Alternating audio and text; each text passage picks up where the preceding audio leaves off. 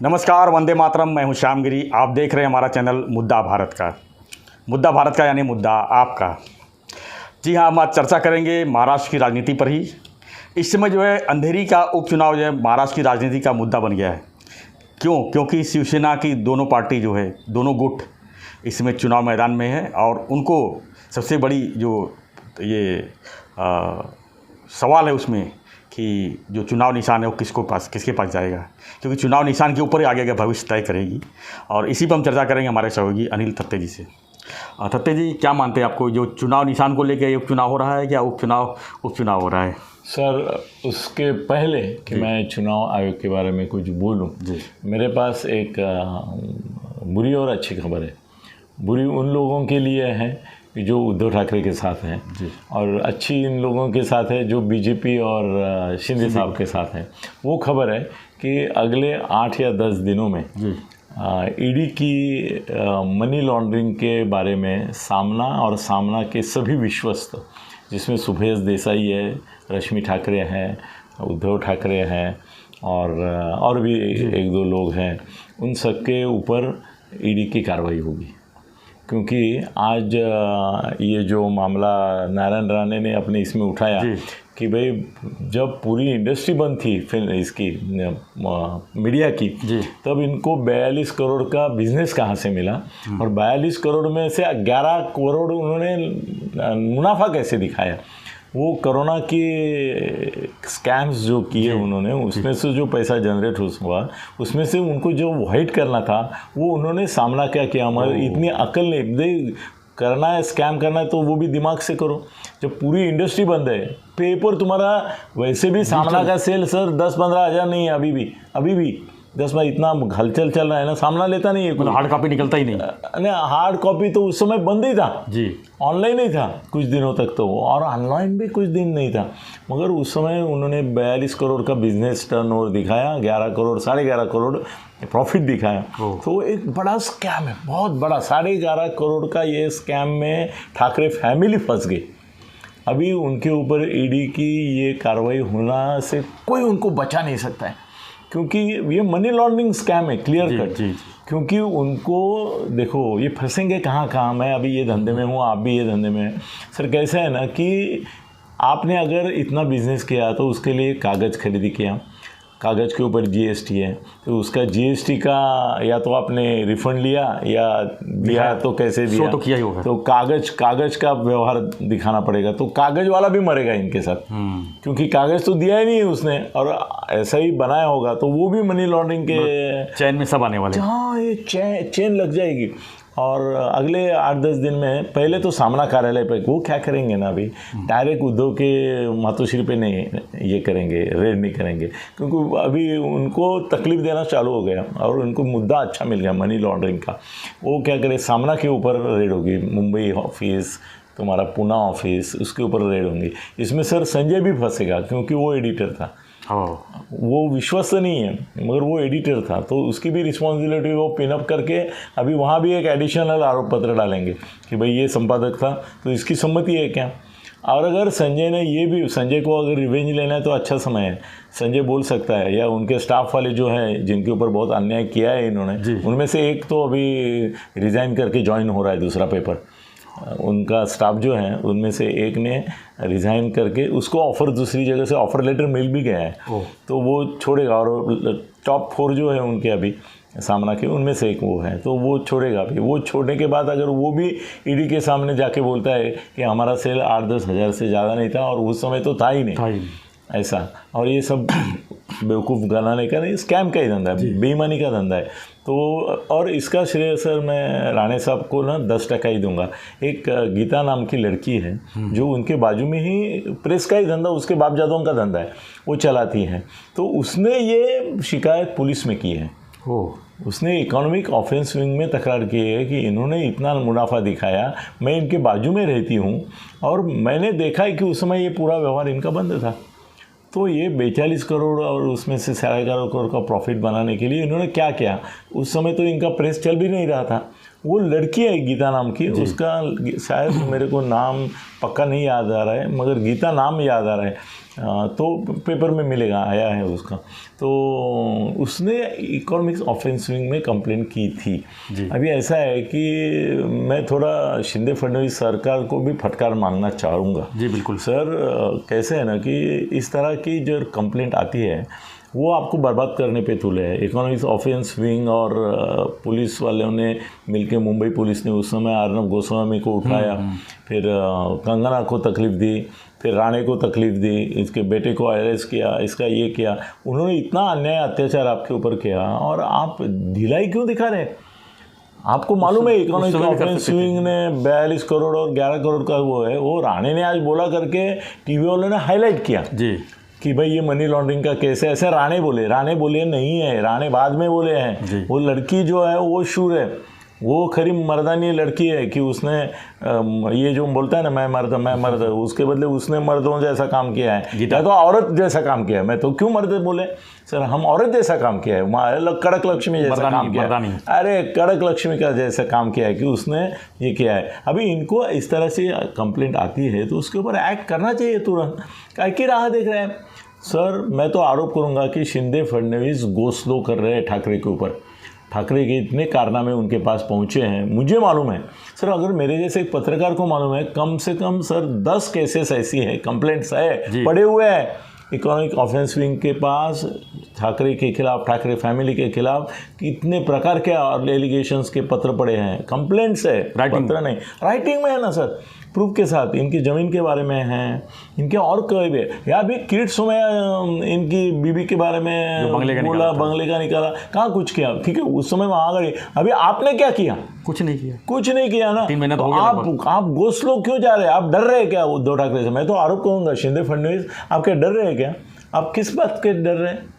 आपको एक्शन लेना नहीं चाहिए। अभी ये लड़की ने हिम्मत दिखा कि इतना बड़ा कांड ओपन किया, आपने क्यों नहीं एक्शन लिया? क्यों नहीं मनी लॉन्ड्रिंग का, इकोनॉमिक ऑफेंस विंग का एक्शन ओरिएंट किया? लेना चाहिए था। आप किसकी राह देखे? नारायण राणे आज बोले, मेरे को तो ऐसा लगता है कि अभी ये शाने होंगे।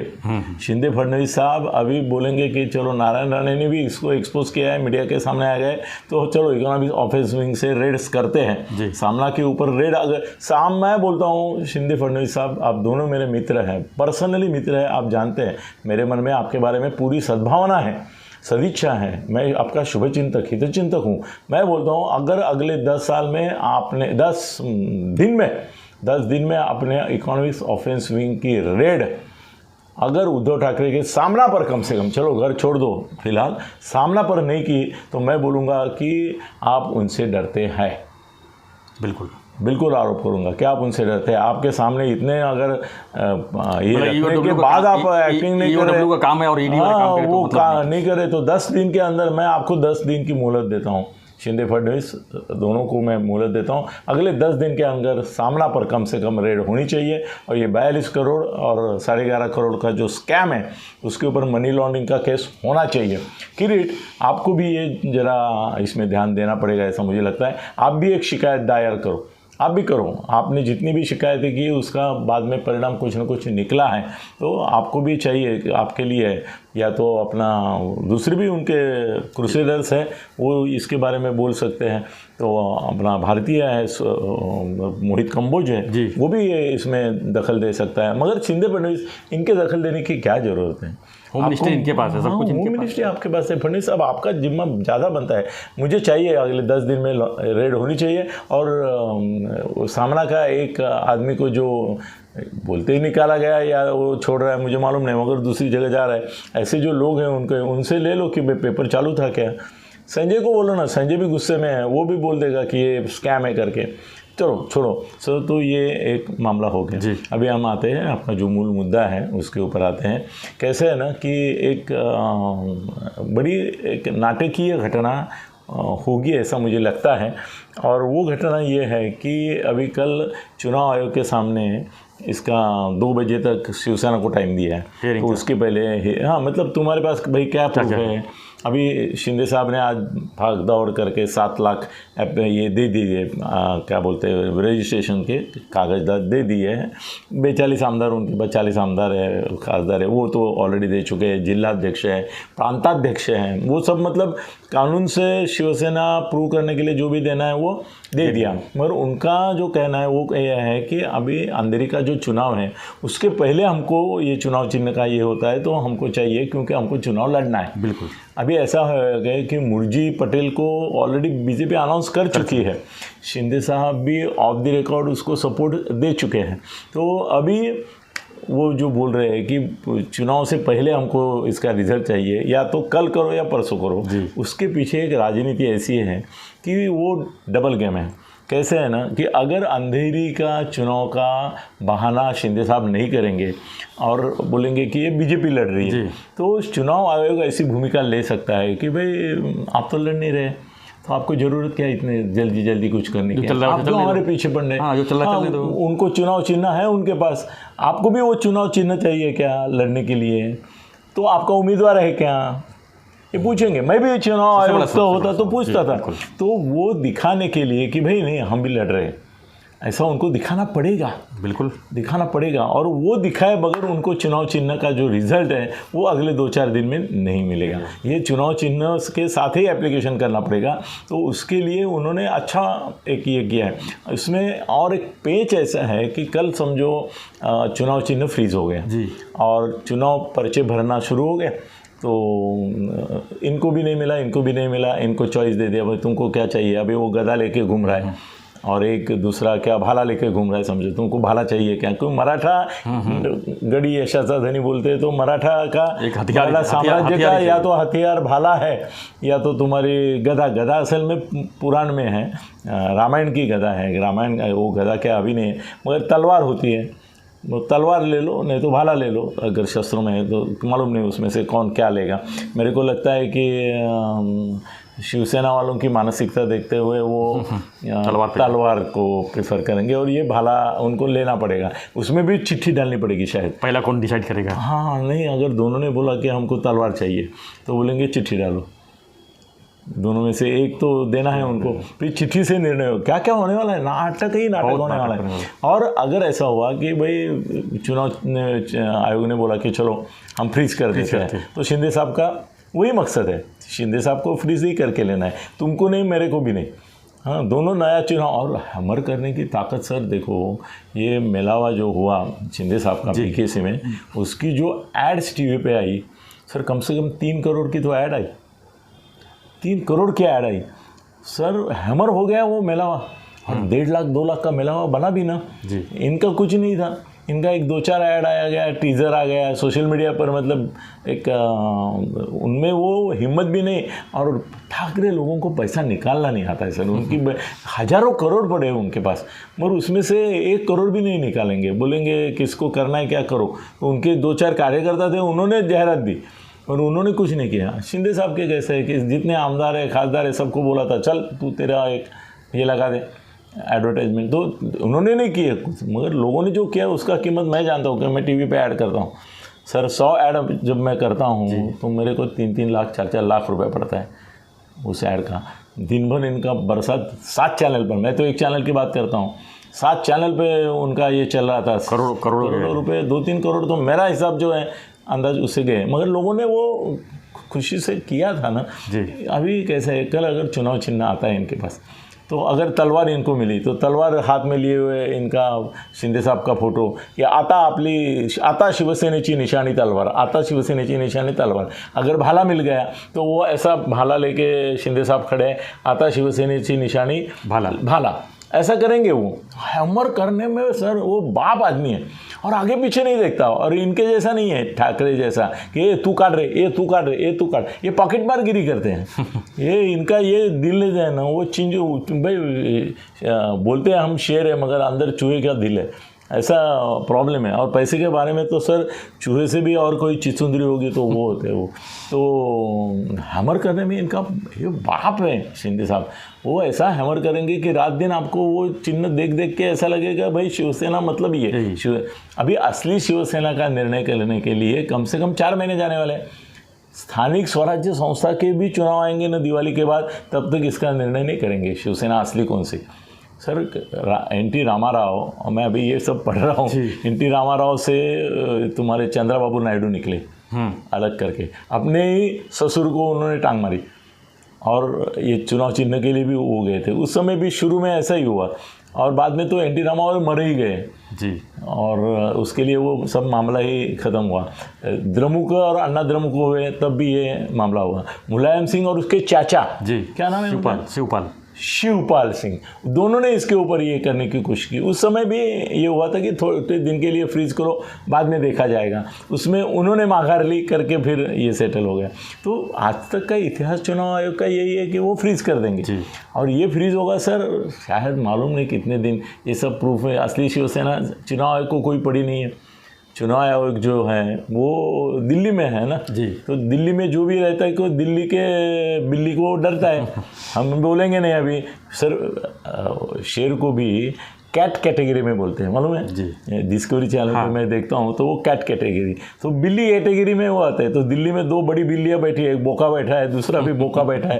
तो वो बोका जो है वो इसके ऊपर निगरानी रखेगा ही चुनाव आयोग के ऊपर। आप कितना भी बोलो तो वो सच जो है वो सच है, हम मानते हैं। तो चुनाव आयोग ये किसी को शिवसेना घोषित नहीं करेगा। मगर अगर ऐसा हुआ कि चुनाव आयोग के सामने कल शिंदे साहब ने बोला कि अंधेरी चुनाव को ध्यान में रखते हुए हमको तुरंत रिजल्ट चाहिए जी, और अगर कल चुनाव आयोग का एप्लीकेशन भरने के समय अगर इन्होंने फॉर्म नहीं भरा तो चुनाव आयोग बोलेगा कि आपने हमारी दिशा भूल की, हमको फंसाया तुमने, हमको चीट किया। तो भरना ही पड़ेगा। हाँ नहीं, चीट किया तुमने, क्योंकि तुमने तो चुनाव में उतरे ही नहीं आप। तो फिर वो जो स्टेटस को था हम मेंटेन कर सकते थे। आपने चुनाव चिन्ह मांगा, हमारी शिवसेना है, हमको चुनाव लड़ना है, ऐसा बोला करके हमने बोला कि दे फ्रीज कर दो जी। तो इनको अभी चुनाव लड़ना है, एप्लीकेशन भरना है, एक उम्मीदवार खड़ा करना है। तो मैं यहाँ पे मैं भाऊ तोरसेकर को दाद देना चाहूँगा सर। भाऊ तोरसेकर ने कल एक बहुत अच्छा वीडियो बनाया कि शिवसेना शिंदे गुट का भी एक डमी उम्मीदवार होगा वहाँ पे। वो सर उसने जो बोली है ना वो चाल शिंदे साहब बिल्कुल करेंगे और एक उम्मीदवार डाल देंगे। सर ये हमारे परम मित्र राज ठाकरे जी 19 के चुनाव में लोकसभा में हर एक जगह सभा लेते रहे, लेकिन कहीं खड़े नहीं थे, उम्मीदवार ही नहीं, कहीं कैंडिडेट नहीं। अरे उम्मीदवार ही नहीं, 1 मिनट वोट किसको देना ये भी बताने को उनको मुश्किल हो रहा था। वो बोल रहे थे इनको मत दो, मतलब मोदी को मत दो, बस मोदी को मत दो। इसके लिए हाँ उन्होंने 25 सभाएं ली और सभा का अशोक चव्हाण के यहाँ भी नांदेड़ में ये किया। तो उस समय अशोक चव्हाण से मैंने बोला था की भाई राजची सभा तू घेतोयस पण राजू काही बोलू शकतो, तो म्हणे नाही सगळं स्टेजपासून लाउडस्पीकरपासून पब्लिकपर्यंत सगळं आपलंच आहे। ये कौन बोला? अशोक चौहान बोला। हाँ वो बोला पूरा खर्चा मैंने ही किया है, वो ऐसा नहीं होगा। मैं बोला हाँ वो अगर तुमने ही खर्चा किया है कितना हुआ अंदाजन, वो बोला आता काय असे खर्च सांगायचे असतात का, मतलब कम से कम वो सब मिला के में बहुत सब मिल जाता है, कम से कम 1-1.5 करोड़ खर्चा किया अशोक ने वो सभा के लिए बहुत सारी जगह ऐसा 1 करोड़ 2 करोड़ तो सब ने किया। तो उम्मीदवार ही नहीं था। अब ऐसा होगा कि चुनाव में इनका उम्मीदवार खड़ा हो जाएगा शिंदे साहब का जी। हाँ मगर शिंदे साहब बहुत सारी प्रचार सभाएं लेंगे, मगर ये नहीं बोलेंगे कि इसको वोट दो, वो बोलेंगे उसको मत दो, पूरी सभा हो जाएगी। और चुनाव आयोग कैसे बोल सकता है कुछ नहीं? मैंने क्या बोला, चुनाव सभा ली, खर्चा किया, पर्चा किया, सब किया, मगर बोला इसको मत दो। हमारा उम्मीदवार का कहना है कि इसको गिराने के लिए मैं खड़ा हूँ, मुझे चुनने के लिए खड़ा ही नहीं हूँ, मगर ऐसा बोलेंगे नहीं वो टेक्निकली। और मुरजी पटेल जो है वो उनक्या आधार पर बोलेगा शिवसेनाचा आम्हाला पाठिंबा नाही, परंतु ते जे काय करतायत त्याला आमचा पाठिंबा आहे। मतलब उसको मत दो। और मुर्जी पटेल सब मैंने बोला ना 15 से 25 हज़ार से चुन के आने वाला है। खाली उस समय मुझे ये आइडिया आया नहीं था कि शिंदे साहब ऐसा भी कर सकते हैं और चुनाव आयोग उनको एक तरह से कंपल्शन करेगा कि तुम्हारा उम्मीदवार होगा तो ही हम लोग ये देंगे तुमको चुनाव चिन्ह नया जो दोनों को चाहिए वो, और जल्दी हो जाएगा ये प्रोसेस। अगर सर शरद पवार ऐसा बोल सकते हैं कि मैंने मोदी शाह का गेम किया, भाई कैसे किया? तो वो बोले कि वो राष्ट्रपति शासन जो था उठाने के मूड में नहीं थे, जब तक फडणवीस नहीं होता है तब तक उठाने का नहीं था। तो मैंने आइडिया ऐसा किया कि अजीत दादा को झूठ मूठ का डमी डिप्टी चीफ मिनिस्टर करके घुसा दिया, फडणवीस बहकावे में आ गए, मोदी शाह भी फडणवीस में बहकावे में आ गए, उन्होंने राष्ट्रपति शासन उठाया और शपथ विधि हुआ और तुरंत हमने बाजी पलटी और शिवसेना के साथ जाके महाआघाड़ी बनाई। तो हम अगर उस दिन अजीत दादा को नहीं भेजते थे और उनका शासन नहीं आता था तो राष्ट्रपति शासन और 6 महीने चलता था, शायद साल भर भी चल सकता था, जब तक फडणवीस को ये नहीं होता। फडणवीस को मुख्यमंत्री करने का ना हमने जो डाव रचा उसके पीछे राष्ट्रपति शासन हटाने का था। वो गेम कर सकते हैं तो ये नहीं गेम कर सकते, ये भी गेम कर सकते हैं कि भाई हमको उसका चुनाव चिन्ह छीनना था, हमने ये कर दिया, चुनाव के लिए खड़ा कर दिया। उसका प्रचार करना क्या कंपलसरी है? बहुत सारे अपक्ष रहते हैं, बेचारे घर में रहते हैं, हाँ कुछ नहीं करते हैं, या तो पैसा लेके बैठ जाते, चुप बैठते, बैठ नहीं जाते, चुप बैठते हैं। तो मेरे को जो लगता है, तो भाऊ ने जैसे ही बोला, मैंने बोला यार भाऊ तू मेरे मुंह की बात छीन ली, क्योंकि मैं अगर शिंदे साहब का अभी इसके बारे में मैं तो मीडिया के बारे में उनको थोड़ा सलाह मशवरा करता हूँ, मगर इसके बारे में अगर सलाहकार होता राजनीति के इसमें, मैं उनको यही बोलता कि तुम चुनाव चुनना दोनों का बर्बाद करके रखो और बाद में खड़े भी करो और ये मत करो, इसके लिए डमी कैंडिडेट करो, तो मुकाबला होने वाला है, तगड़ा मुकाबला होने वाला है। मगर ऐसे उम्मीदवार के साथ भाजपा का मुकाबले वाला सर कैसे ना, आपको मज़ा बता दो। मैंने इसका पहले ना हमारे बचपन में कॉलरा का इनॉकुलेशन करते थे, याद है आपको? या देवी का ये इधर आता था सर, अभी किसी बच्चे के इस पर दिखता नहीं क्योंकि देवी दुनिया से हट गई, मगर पहले ना यहाँ पे अपना होता था, मेरा भी होगा शायद किधर। तो और ये इनॉकुलेशन करते कॉलरा का बारिश के पहले, और मैं नासिक में गया था उस समय, तो किया, तो मैंने डॉक्टर को पूछा इससे क्या होता है? बोले मरे हुए जंतु देवी बोलते हैं, हम जानते हैं उसको, चेचक बोलते हैं ना, चेचक, उसके वो मरे हुए जंतु हम जब डालते हैं तो उसकी वजह से जो अंदर के तुम्हारे सफ़ेद पेशी रहती है वो उनको सराव हो जाता है, प्रैक्टिस हो जाती है लड़ने की। ये इनॉकुलेशन कॉलरा का करते हैं तो उनको प्रैक्टिस हो जाती है लड़ने की, और ये इनॉकुलेशन की वजह से जब असली जंतु हमला करते हैं तो ये तैयार रहती है फौज।